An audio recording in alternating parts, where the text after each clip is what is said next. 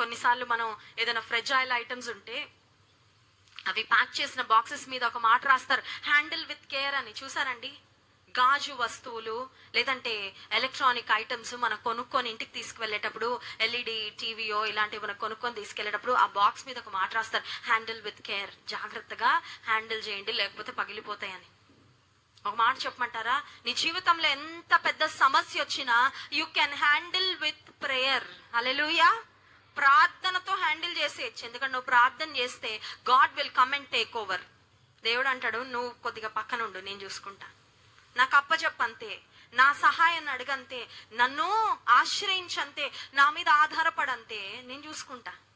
I will solve your problems. నీకు నెమ్మది ఇస్తా, నేను నీకు ఆనందం ఇస్తా, నీకు విజయం ఇస్తా, నీకు విడుదలిస్తా. అయితే ఈనాటి కాలంలో ఎక్కువగా చాలా మంది ఏ శోధనకు గురవుతున్నారంటే, ప్రాణం తీసేసుకుంటే పరిష్కారము. మాట చెప్పమంటారా?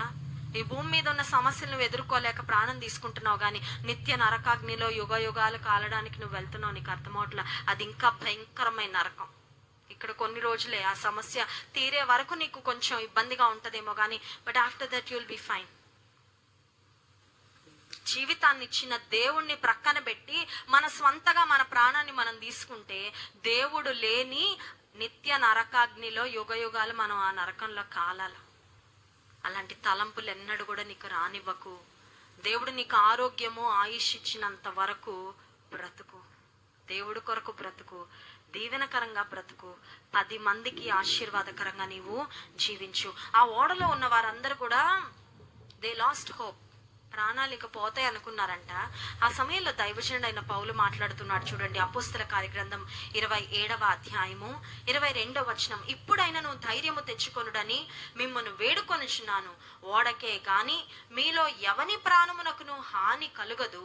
నేను ఎవని వాడనో ఎవరిని సేవించుచున్నానో ఆ దేవుని దూత గడిచిన రాత్రి నా యొద్ద నిలిచి, పౌలా భయపడకుము, నీవు కైసరి ఎదుట నిలవలసి ఉన్నది.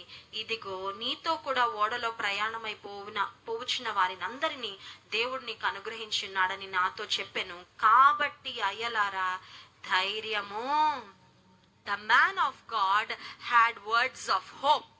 అందరూ అంటున్నారు చచ్చిపోతాం, ఇంకా అయిపోయింది, this is the last day, ఇక జీవితానికి ఇదే ముగింపు అని ఓడలో ఉన్న వారందరూ మాట్లాడుతూ ఉంటే, దైవజనుడైన పౌలు ఒక్కడే he was speaking just the opposite.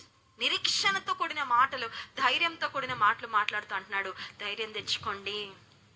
నాకు దేవుని దూత కనబడి చెప్పిన మాట ఏంటంటే, మన వస్తువులు పోతాయేమో కానీ మనందరం బ్రతుకుతాము. ఎందుకంటే నేను ఇంకా చేయవలసిన పనులు చాలా ఉన్నాయి.